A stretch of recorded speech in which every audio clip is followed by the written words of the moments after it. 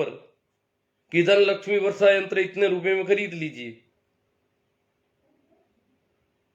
देखना, बच्चे पूछते छोटे छोटे क्या है ये, तो बताओ कि इससे धन लक्ष्मी वर्षा होती है। तो जिसके पास है वो उसको बेचने के ऊपर दे रहा है, विज्ञापन दे रहा है। कमाल की बात है, जब थोड़े से रुपये में उसको बेच भी देता है, जबकि उससे तो वर्षा हो सकती थी उसके यहां। अगर किसी के पास है तो कायदे से तो वो छिपा लेता, उसको किसी को बताए नहीं कि हमारे पास ऐसा कुछ है जिससे धन लक्ष्मी की वर्षा हो रही है, बरसात हो जाती है।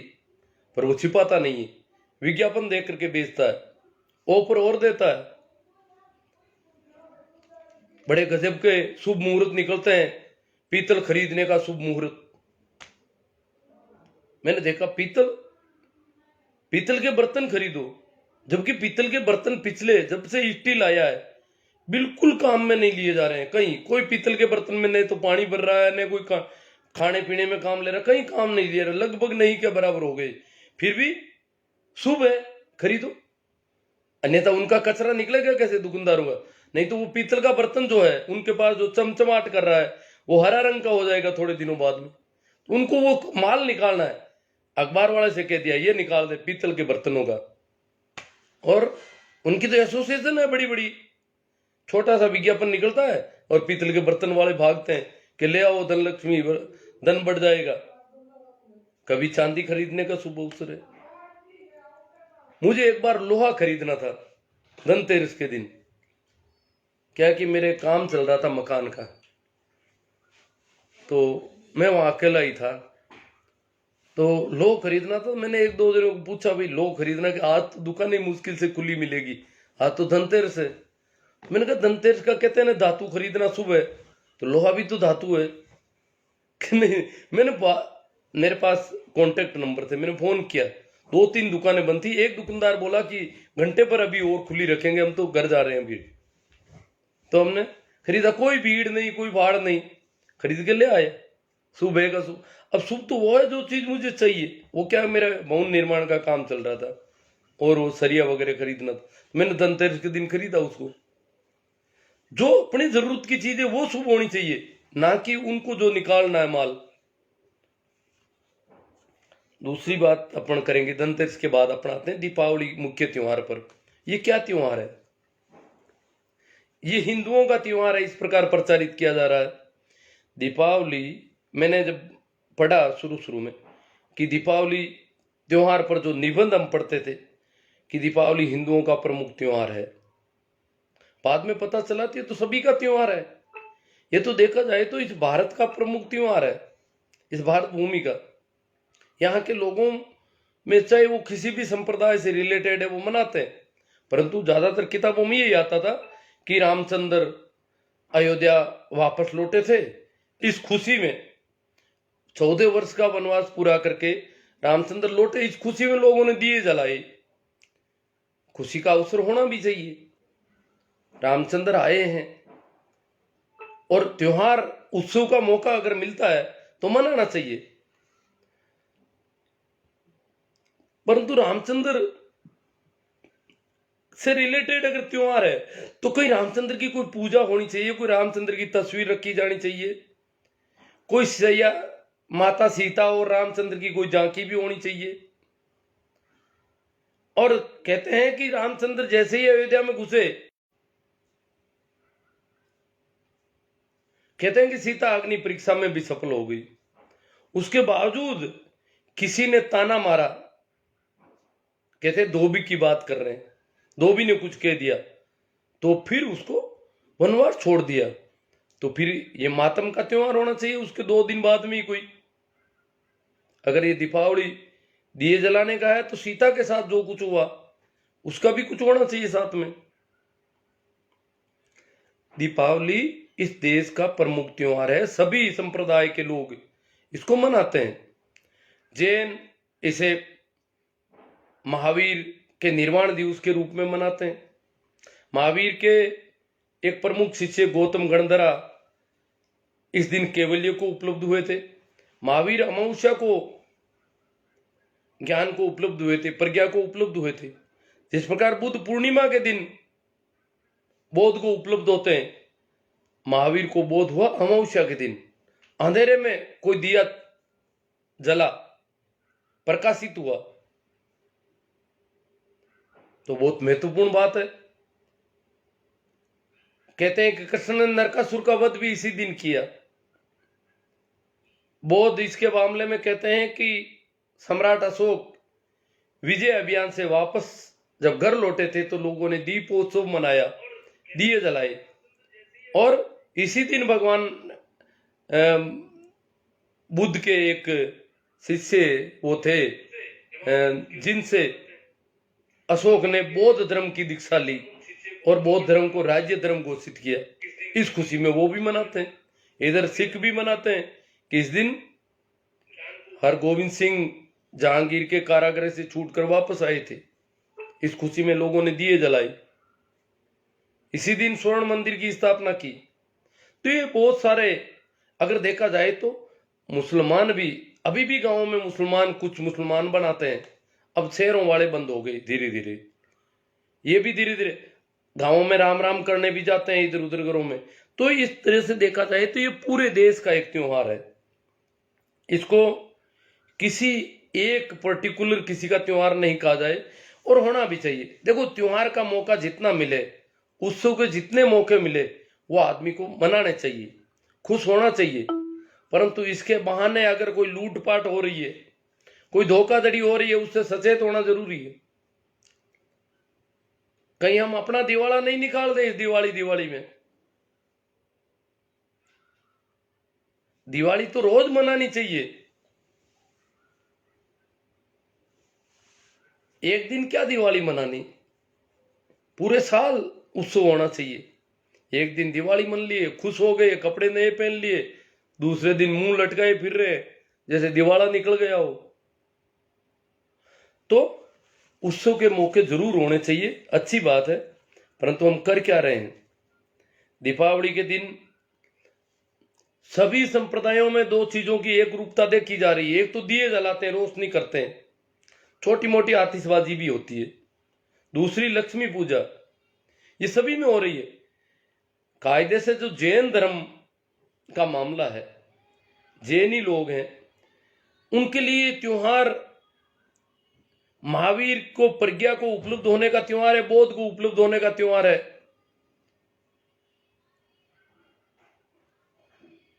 परंतु वो क्या कर रहे हैं? लक्ष्मी पूजा कर रहे हैं। बड़ी शर्मनाक स्थिति है। कोई ध्यान में बैठता, कोई मौन में बैठता, उस याद में कि आज के दिन महावीर इनलाइट हुए, उन बोध को उपलब्ध हुए, परंतु नहीं, वो भी लक्ष्मी पूजा कर रहे हैं। तो ये लक्ष्मी पूजा करीब करीब सभी कर रहे हैं इस देश में। रोशनी भी कर रहे हैं, आतिशबाजी भी कर रहे हैं। उसमें हो क्या रहा है, उस पर थोड़ी सी और चर्चा करेंगे अपन।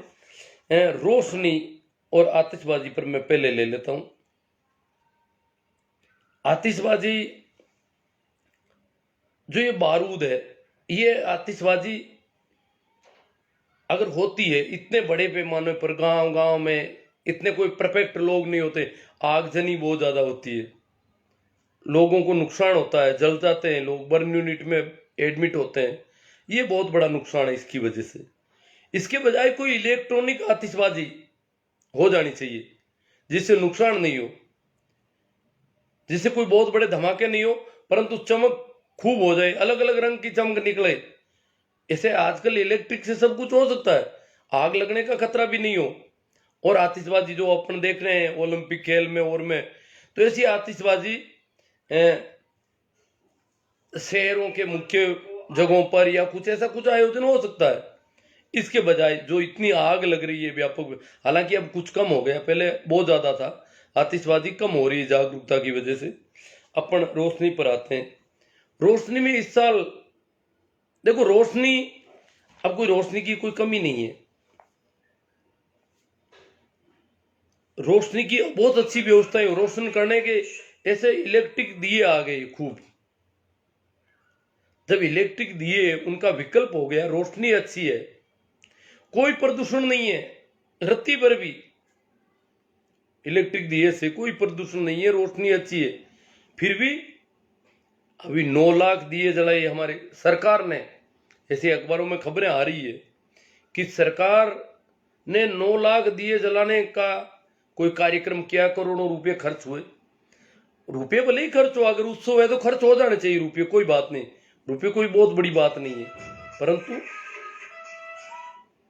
9 लाख दियों में खाद्य तेल जलाया गया जो खाने के काम आ सकता है। ये बात थोड़ी उस देश के लिए जहां अभी दुनिया की सबसे ज्यादा कुपोषित आबादी रहती है। दुनिया में सबसे ज्यादा कुपोषित किसी देश में है तो इस देश में है। यहाँ का हंगर इंडेक्स अभी देखा होगा आपने, 100 से नीचे पायदान पे जा रहा है। ऐसी भुखमरी जिस देश में हो, सबसे ज्यादा भुखमरी, सबसे ज्यादा किसान आत्महत्याएं, ऐसी कंडीशन वाले देश में अगर इस प्रकार तेल को जलाया जाता है, खाद्य तेल को, कितना तेल जला, करोड़ों रुपए का तेल जला। अगर 9 लाख दिए जलाए, भाई गांव गांव में दिए जल रहे हैं अलग बात है, वो उनका परंपरा है, कोई कर लेते हैं थोड़ा बहुत। परंतु सरकार प्रेरित अगर इतना नुकसान किया गया है खाद्य तेल का, रोशनी के और बहुत सारे तरीके हो सकते थे। 9 लाख की जगह 18 लाख किए जा सकते थे दिए, परंतु इससे इतना खाद्य तेल जलना, ये थोड़ा ठीक नहीं है। ये तो कह रहे हैं, कुछ लोग कह रहे हैं कि इनसे वातावरण शुद्ध होता है। जब कार्बन निकलती है तो वातावरण शुद्ध होने का कहीं कोई प्रश्न नहीं है। अगर 100 नुकसान में से एक छोटा सा फायदा हो तो इसको शुद्ध नहीं कहा जा सकता। कार्बन से जो धुएं से जो नुकसान हो रहा है, वो अगर 99 और एक छोटा सा कोई फायदा हो पड़ोस में, जैसे आग लग जाए और कोई अपना सर्दी में अपने हाथ ताप ले, ये कोई फायदा हुआ क्या? या कोई बाल्टी भर पानी गर्म कर ले, ये कोई फायदा हुआ क्या? सब आग में क्या जल रहा है, सब कुछ स्वाह हो रहा है। तो इस प्रकार फायदा ढूंढ रहे हैं वहां पर कि तेल के जो दीपक जलाए। हमने बहुत कर लिया ऐसा कुछ, हजारों सालों से यज्ञ और हवन करते आए हैं हम। गेहूं जलाते आए हैं, चावल जलाते आए हैं, खोपरे जलाते आए हैं, इतनी खाद्य सामग्री, टनों खाद्य सामग्री जलाते आए हैं। क्या हो गया?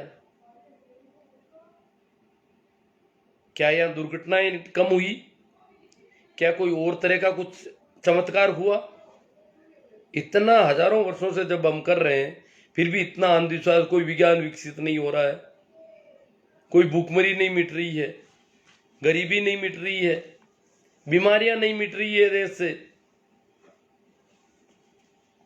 रिजल्ट हमारे सामने है, फिर भी हम वही किए जा रहे हैं। खाद्य तेल जलता है तो क्या कार्बन नहीं निकलता, उत्सर्जित नहीं होता कार्बन उससे? क्या कार्बन नुकसान नहीं करता? कितनी ऑक्सीजन को नुकसान होता है जब खाद्य तेल ऑक्सीजन को कार्बन डाइऑक्साइड में बदल रहा है, जलता हुआ उसका धुआं। खाद्य तेल जलाना कोई धर्म नहीं हो सकता। खाद्य वस्तुएं, खाद्य पदार्थ, अगर जिस देश में भूखमरी हो वहां कैसे धर्म हो सकता है? ये अपराध है और ये अपराध हम सदियों से करते आए हैं। अब थोड़ी समझ बढ़ी है तो ये कम होना चाहिए। कम से कम सरकार के स्तर पर तो ध्यान रखा जाए, बाकी जो हो रहा है। बाकी वाला तो रुकने वाला नहीं है। जब सोमनाथ का राजा चाहता था कि मैं सेना के जरिए मोहम्मद गजनवी को रोकूं, फिर भी वो उस राजा को फेंक दिया, वार कर दिया। बोले हम हवन करेंगे, घी तेल जलाएंगे, गाय का घी जलाएंगे, इससे वातावरण शुद्ध होता है। अरे तो गाय का बछड़ा बेचारा खाने के लिए तरस रहा है, उसको तूने दूध नहीं पीने दिया, जो उसके लिए दूध आ रहा था, घी निकाला, उसको भी तूने खाया नहीं, जलाया। ये कितना बड़ा अपराध होगा?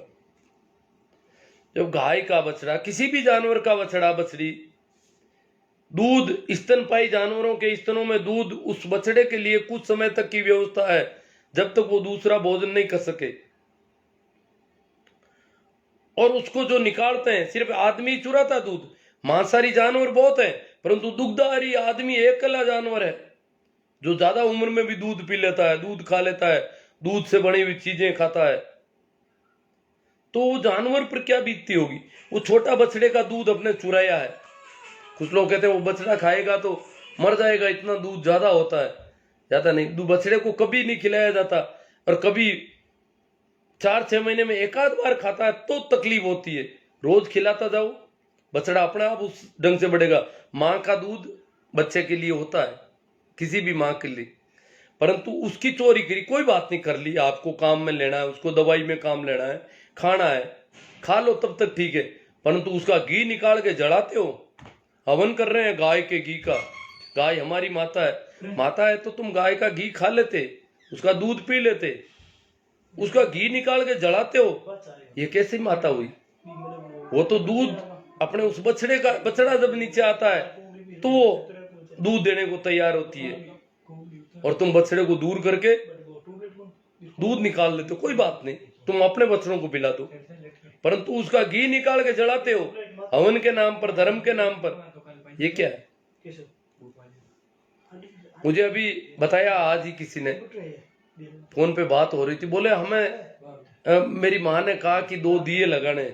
मैंने कहा जाने दो, आज खूब रोशनी है चारों तरफ, लोगों ने खूब दिए लगा दिए, कि 2 तो अपन भी लगा देंगे, नहीं 2 ही नहीं लगाएंगे।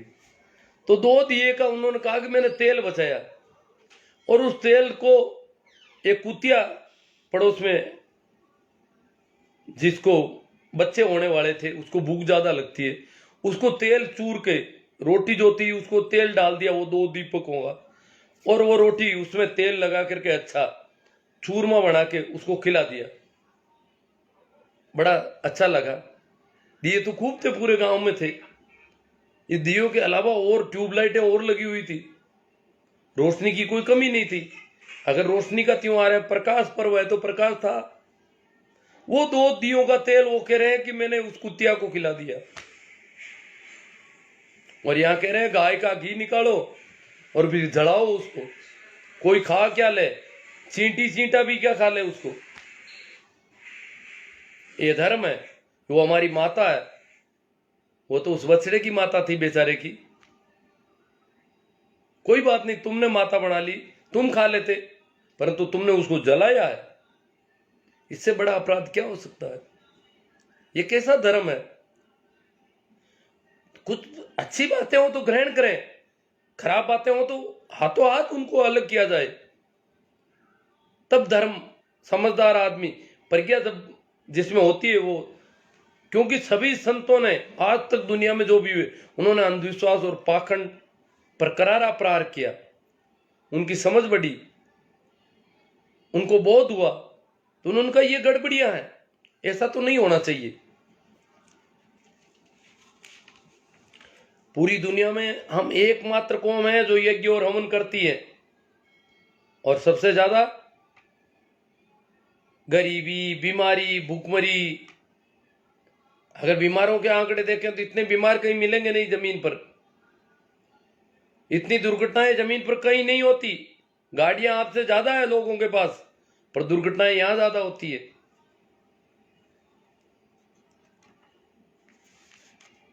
अकाल ज्यादा पड़ते हैं।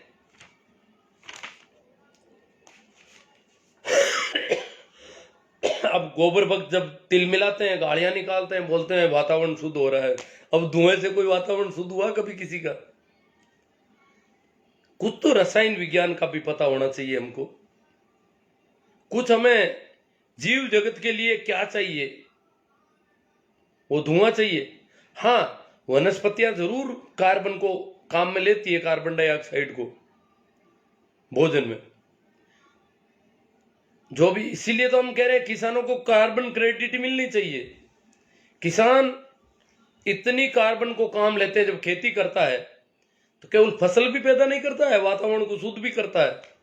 जो भी कार्बन फैला है उसको वो कार्बन को काम में लेता है फसल में, तो कार्बन क्रेडिट मिलनी चाहिए किसानों को कायदे से। तो परंतु ये कार्बन फैला रहे हैं, दोष पराली को देंगे, ये दिए जलाएंगे, ये आतिशबाजी करेंगे, ये धमाके करेंगे, ये आग लगाएंगे। पराली दोषी है, पराली को भी रोका जाना चाहिए, उसके लिए भी कोई विकल्प होना चाहिए, परंतु वो उनकी अभी तक अनिवार्यता है जब तक हम विकल्प नहीं पैदा कर रहे। आतिशबाजी के विकल्प हैं, इलेक्ट्रॉनिक आतिशबाजी कर लो, आप खुशी मनाओ, नाचो गाओ, बहुत सारे विकल्प मिल जाएंगे। पराली वालों को अभी वो विकल्प सरकार उपलब्ध नहीं करवा रही है।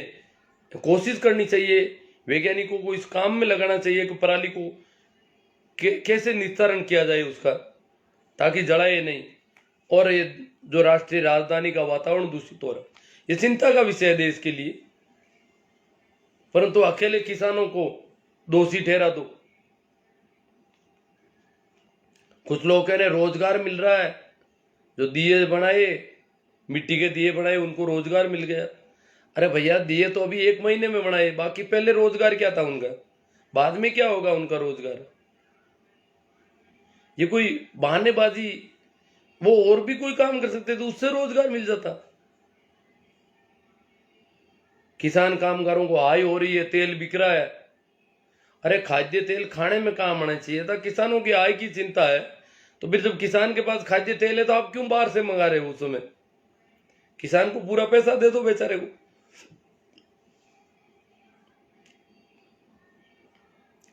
ऐसी बेवकूफी हम सोमनाथ में कर चुके, सोमनाथ लूटा गया इसी बेवकूफी से। यज्ञ हवन करके हम दुश्मन को अंधा कर रहे थे उस समय, और क्या हालात हुए। आगे अपन बात करेंगे लक्ष्मी पूजा की। लक्ष्मी पूजा क्या है? सीधी सीधी बात है, बिना कमाए, बिना कमाई किए हुए, बिना कोई काम किए हुए, बिना कोई उद्यम किए हुए, परिश्रम किए हुए धन की आकांक्षा करना धर्म के नाम पर, यह धार्मिक आदमी का लक्षण है। कह रहे हैं हम धर्म कर रहे हैं, तिलक लगाया, मोड़ी लगाया, सज धज के बैठे हैं, लक्ष्मी चाहिए हमको। मैंने तो कल कह दिया था कि भैया हमें लक्ष्मी नहीं चाहिए, और लक्ष्मी से निवेदन है कि उनके वहां चली जाए जो बेचारे आंखें फाड़े बैठे हैं। हमें ऐसी बिना कमाई कोई लक्ष्मी वक्ष्मी कुछ नहीं चाहिए, चली जाए वहां पे आराम से। मैंने तो सबके भले के लिए किया, कम से कम वो मेरे यहाँ आती तो किसी एक आदमी का नुकसान हो जाता, ताकि वो सीधी उनके वहां चली जाए। लक्ष्मी के नाम से लक्ष्मी पूजा, इसको धार्मिक रंग दिया गया। देखो ये धर्म है, बड़ा यूं धार्मिक तरीके से बैठते हैं, कर्मकांड करते हैं।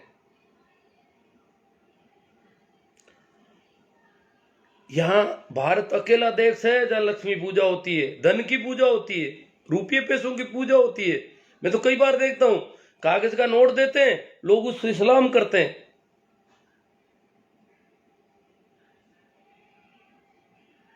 नमन करते हैं, प्रणाम करते हैं। अरे नमन और कहीं करना चाहिए था, ये रुपयों से नमन कर रहे हो तुम। कहने में कहते हैं हम आध्यात्मिक व्यक्ति हैं, वो भौतिकवादी है यूरोप के लोग। तुम गजब के आध्यात्मिक हो भाई, पूजा करके धन इकट्ठा करने की कोशिश कर रहे हो, वो भौतिकवादी है।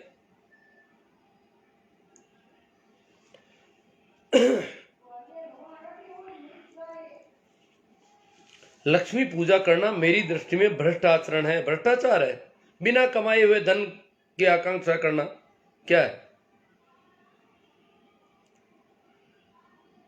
लक्ष्मी आएगी, और एक अकेले कोई नहीं करते, सभी संप्रदायों के लोग कर रहे हैं यही काम। जैनी तक कर रहे हैं, घर के दरवाजे खुले रखते हैं कि लक्ष्मी आई। हालांकि समझ जाते हैं, एक कहानी है, घर के दरवाजे जो पूरी रात खुले रखते हैं। मेरे एक मित्र हैं, उनके दादाजी वो बहुत बता रहे थे कि वो कह रहे थे हमारे घर में तो गरीबी थी, कोई ज्यादा धन माल था नहीं, वही गुजारा बड़ा मुश्किल से होता था, कर्ज भी था छोटा मोटा, खेती बाड़ी में जो दान होता था वो पूरे साल बड़ा मुश्किल से काम चलता था। ऐसा ही हमारा घर था, ऐसा ही एक छोटा सा दरवाजा था, पूरा दरवाजा भी नहीं था, परंतु वो कुत्तों के लिए छोटा दरवाजा कर रखा था ताकि कुत्ते नहीं घुसे। लक्ष्मी आए तो उसको फांद के भी जा सकती है। तो वो कह रहे हैं कि हमारे दादा ने कहा कि भाई हमने दरवाजे खूब खुले रखे, इतनी उम्र बीती है। आदमी को उम्र बीतती है तो कुछ अनुभव भी आना चाहिए, आता ही नहीं। अनुभव नाम की कोई चीज नहीं है। वो बुजुर्ग थे, कई बार दरवाजे खुले रखे होंगे, परंतु कभी कोई नहीं आई, आंखें भी फाड़ी। दूसरे दिन देखा कहीं लक्ष्मी आ गई हो कोने कचोरे में, कहीं अलमारी में, अलमारी तो कहाँ थी, कोई छोटी मोटी थैली वेली में कहीं धन डाल के चली गई हो, सोने की मोहरें छमछम करती हुई लक्ष्मी आई हो घर में, परंतु कोई नहीं आया, कुछ नहीं। वो का वो गरीबी, वो की वो स्थिति। तो उन्होंने कहा कि भाई आपने आटा खुला रखने की जरूरत कोई नहीं है, दरवाजे खुले रखने की कोई जरूरत नहीं है, ये लक्ष्मी अपने यहां आने वाली नहीं है। और दरवाजे खुले रखोगे, ये जो लापसी बनाई हुई है शाम को दिवाली की, ये कुत्ते खा जाएंगे, ये और गंवा देंगे अपन। क्यों भैया हमने दरवाजा आटा पति खोला रह गया, लिजमी बिजमी आवेली को नहीं, अरे अल्लाह भी कुत्ता खा जी, उल्टा नुकसान हो जाएगा। मतलब ये अनुभव एक, देखो बूढ़े बुजुर्ग, अब मैं तो पढ़े लिखों को देखता हूं तो तरस आता है, दया आती है। मेरे एक मित्र है, वो कहते थे कि हमारे दादाजी लोगों से झगड़ पड़ते थे ऐसी बेवकूफी भरी अंधविश्वास की बातों पर। वो कहते थे कौन सा भगवान, कौन सा चमत्कार, ये चमत्कार मैं बताता हूं आपको। वो कहते मैं चमत्कार बताओ, इधर आओ, क्या चमत्कार बता। उनके गांव में वो बड़ा थोड़ा कस्बा था, नल आ गया था आज से 50 साल पहले भी। तो वो नल आया तो वो कह रहे हो देखो मैं नल खोलता हूं तो पानी आता है, इससे ज्यादा चमत्कार क्या होगा। उस समय बिजली तो नहीं थी, पर नल आ गया था वहां बिजली। तो वो कह रहे हैं कि नल खोलता हूं तो पानी आ जाता है, ये चमत्कार कम है क्या। आज तो अगर मोबाइल, चमत्कार हजार तरह के चमत्कार हैं, उनको कोई हाथ ही नहीं जोड़ता बेचारों को, चमत्कारों को। आप और मैं कितने दूर बैठे हुए एक दूसरे से बात कर रहे हैं, कोई छोटा चमत्कार है। परंतु कभी न तो मोबाइल से हाथ जोड़ते हैं, न मोबाइल के टावर से हाथ जोड़ रहे हैं। कायदे से तो मोबाइल का जो टावर है या जो कंपनी है उसके चारों ओर परिक्रमाएं करनी चाहिए। अगर इतना ऐसा चमत्कार हो रहा है, या जिन्होंने आविष्कार किया, और यहाँ छोटी छोटी दिए जलाओगे वातावरण शुद्ध हो जाएगा, इतनी बेहूदी भरी बातें, चमत्कार बता रहे हैं उनको सबको। अभी चिड़ेंगे, गोबर भक्त आएंगे, यहाँ पे गाड़ियां निकालनी शुरू कर दी होगी शायद उन्होंने। अब अपन बात करते हैं होली और दीपावली पर जो राम राम हो रहे हैं उस पे। ये क्या है, ये कौन सा राम है। दिवाली को तो चलो कहते हैं कि रामचंद्र घर आए थे, होली पे कौन सा राम है। वहां तो कोई राम से संबंध ही नहीं बता, वहां तो कहानियां और दूसरी कही जा रही है, ये सब कहानियां गढ़ी गई है, फिर भी राम राम कर रहे हैं। ये राम राम क्या है, ये राम का नाम क्या है। क्या ये रामचंद्र का नाम है, दशरथ के बेटे का। इस पे थोड़ी बात होनी चाहिए। जो हम राम राम कर रहे हैं होली दिवाली का, ये राम राम रामचंद्र से रिलेटेड है या कोई और मामला है। क्योंकि रामचंद्र अगर दशरथ ने अपने बेटे का नाम दिया है तो जरूर राम का नाम उससे भी पुराना है, तभी तो रामचंद्र नाम दिया, नहीं तो वो रामचंद्र नाम क्यों देते। नाम प्रचलन में पहले से कोई जब नाम आता है तो लोग नाम दिलाते हैं। जैसे अभी कोरोना नाम दिला दिया कईयों ने, बच्चों का नाम कोरोना, पहले तो कभी नहीं दिलाया। यहां तक कि क्वारंटाइन नाम भी दिए, मैंने कहा भाई आइंस्टाइन है, क्वारंटाइन है, क्वारंटाइन भी नाम दिला दिया लोगों ने बच्चों का। ये नाम जब प्रचलन में आते हैं तो नाम होता है, इसका मतलब राम का नाम रामचंद्र के जन्म से पहले भी था। कहानी तो ये कहते हैं कि जो रामायण है वो रामचंद्र के जन्म से पहले लिखी गई थी। लिखी किसने, वाल्मीकि ने। इसका बाद में ये नाम वाल्मीकि संस्कृत के हिसाब, बाल्या भील नाम था। कहानी ये कहती है कि बाल्या भील डाकू था, डाके डालता, लोगों को लूट लेता था, लूटपाट का ही धंधा था उसका, कोई साधु वाधु नहीं था। परंतु सीधा सा है, जब जरूरत है तो लूट लो, कमाने की मेहनत करो, खोप उसका हो गया था तो दिक्कत क्या है, ये ठीक है, कमा तो लोग रहे हैं। ये भी एक सीधापन है कि कमाया सीधा लूट लो बस, ये उसको ठीक लगता। कमा लिया किसी ने, लूट लो, ये उसका सीधापन था थोड़ा। तो वो ऐसा लूटपाट का धंधा करता था। कहते हैं कि एक दिन वो जंगल में था, हालांकि वो जिधर होता लोग रास्ते बदल देते थे। बहुत बड़ा खौफ था उसका। बाल्या भील का नाम सुनते ही लोगों की छाती बैठ जाती थी। जब पता होता तो गांव मोहल्ले में लोग ध्यान रखते हैं कि इस रास्ते पे कोई नहीं जाए, इधर वो गया है, वो लूटेगा। परंतु कहते हैं नारद को भी रोका गया, परंतु नारद वहां पहुंच गए। वो तो अपनी मस्ती में, धुन में वीणा बजा रहे थे, गीत गा रहे थे, अलमस्त फकीर थे। बाल्या भील गर्जा, बोले ये क्या है, आज तक मेरे पास ये सीधा कोई आया ही नहीं ऐसे, ये तो आ रहा है, डर ही नहीं रहा है। वाल्मीकि को, बाल्या भील ने कहा नारद को कि तेरे पास क्या है, निकाल बाहर, मैं लूटूंगा, मैं लूटता हूं। बाल्या भील मेरा नाम है, तुझे अभी पता नहीं है। लोग मेरे सामने आते हैं तो कंपने लग जाते हैं, तू ऐसे क्या कर रहा है। बाल्या भील भी चकित हो गया कि मैं खड़ा हूं, फिर भी आदमी कंप नहीं रहा, नाच रहा है, गा रहा है, अपनी वीणा बजा रहा है, अपनी मस्ती में। इसकी मस्ती क्यों नहीं, आज तक ऐसा आदमी नहीं देखा जो मेरे सामने इस प्रकार खड़ा होता हो। फिर बोला, अरे पता है कि नहीं है, जान खतरे में है तेरी। फिर भी वो तो वैसी मस्ती में। बोले तेरे पास क्या है, वो निकाल बाहर कर, मेरा काम लूटपाट का है। तो नारद बोले कि मेरे पास बहुत कुछ है, अगर कोई लूटने को राजी हो जाए तो मैं लुटाने को राजी हूं, तू लेने को राजी हो तो मैं देने को तैयार हूं, इसीलिए तो मैं आया हूं। मैं कोई, तूने सोचा होगा ये बेवकूफ है या कैसे हुआ था, खूब खिलाया पिलाया जा रहा था, बकरा भी राजी राजी खा रहा था, मोटा तगड़ा हो रहा था, कई दिनों से उसके चारों ओर यज्ञ हवन हो रहा था, खिलाया पिलाया जा रहा था, बड़ा श्रृंगार किया हुआ था उसका, और उसको बलि वेदी पे चढ़ाना था। जानवरों की बलि तो मामूली बात थी, यहां धर्म के नाम पर गौमेघ यज्ञ, अश्वमेघ यज्ञ, नरमेघ यज्ञ, नर बलि भी होती थी। तो बकरे की बलि चढ़ाने की बात हो रही थी। बुद्ध वहां से गुजर रहे, उस पंडित को पूछते, भैया क्या कर रहे हो ये, कि बोले कुछ नहीं, यज्ञ हवन कर रहे हैं। तो बोले इस जानवर को यह क्यों मान दिया, कि बोले इसको तो इसकी मुक्ति करनी है। कि बोला यह तो मुक्ति जानता भी नहीं बेचारा, इसको क्या पता मोक्ष करेंगे इसका मोक्ष, ये मोक्ष में राजी भी नहीं है, ये तो घास चढ़ने से राजी है, इसका क्या मोक्ष है। अगर तू मुक्ति कर रहा है, भला कर रहा है, मोक्ष कर रहा है, तो तेरे बाप का कर, इसका क्यों कर रहा है। बुद्ध तो सीधे सपाट थे।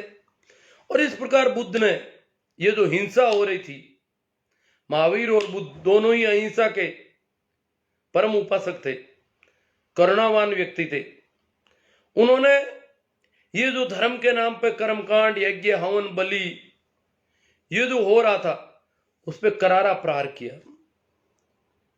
लोग उनके तरफ आकर्षित हुए, पंडितों के धंधे बंद हो गए, पंडित के पास कोई जाता ही नहीं कर्मकांड करवाने के लिए, उनके पास जाने लगे लोग। ये ठीक है, उनका विहार चलता था, लोग उनकी सानिध्य में बैठ करके साधना कर रहे थे, लोग छुटकारा पा रहे थे इनसे।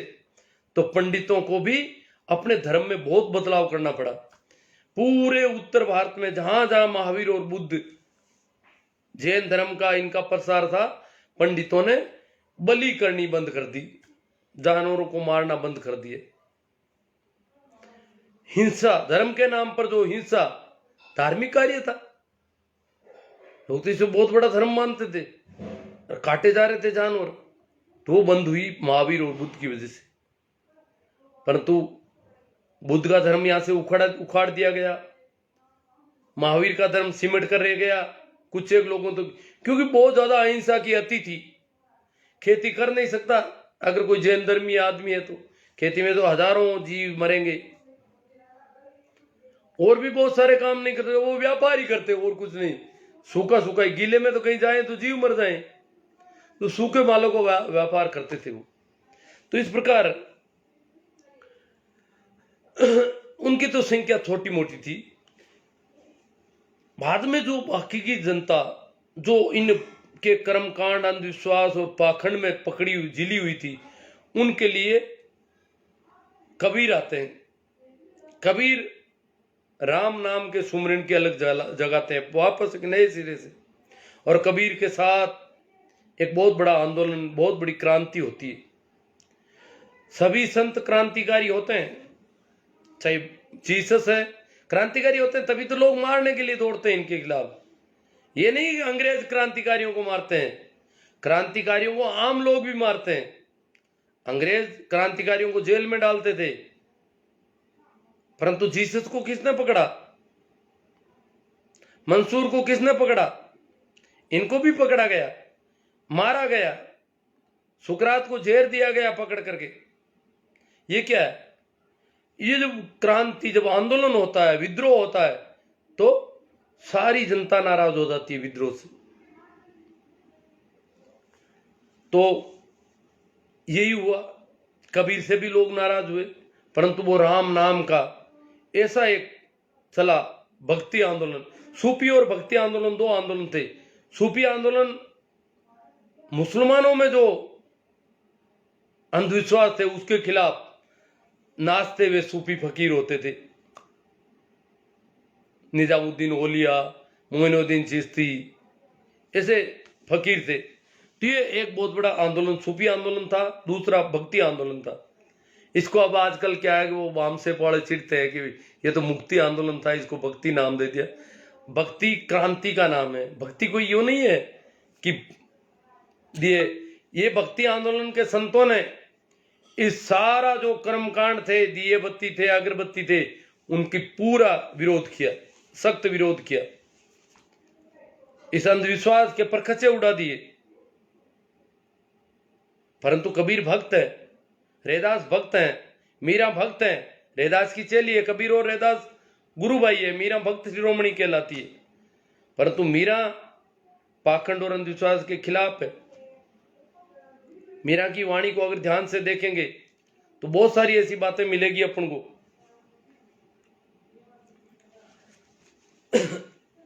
तो ये राम नाम वहां से शुरू होता है, और उन लोगों ने जो पाखंड और अंधविश्वास के खिलाफ थे, जो कर्म कांडों में, जिनके पास कर्म कांड करने का कोई समय ही नहीं था, जो मेहनत का स्वर्ग थे, जो ब्राह्मणों के चुंगल से निकलना था, वो तो धोखाधड़ी थी। कभी कहते ये दे दे, तेरी गाय दे दे, तेरे ये फायदा हो जाएगा, तेरे बाप को दूध मिलेगा। तेरा जो बाप मरा है ना, वो मर रहा है, दूध नहीं मिल रहा है उसको, तू गाय मुझे दे दे तो तेरे बाप को दूध मिल जाएगा। बाप के लिए इतना तो कर। जबकि किसी पशुपालक के पास ये जाकर के गाय मांगते, गाय क्या थी? गाय उस समय मुद्रा थी। गाय बहुत कीमती चीज थी। इस देश में बहुत लंबे समय तक गाय मुद्रा के रूप में मानी गई, विनिमय का साधन था। किसी भी राजा की ताकत इस बात से मानी जाती थी कि उसके पास गोधन कितना है, गायें कितनी है। और ये पंडित जाकर के बेचारे भोले भाले पशुपालकों से, किसानों से गाय मांग लेते।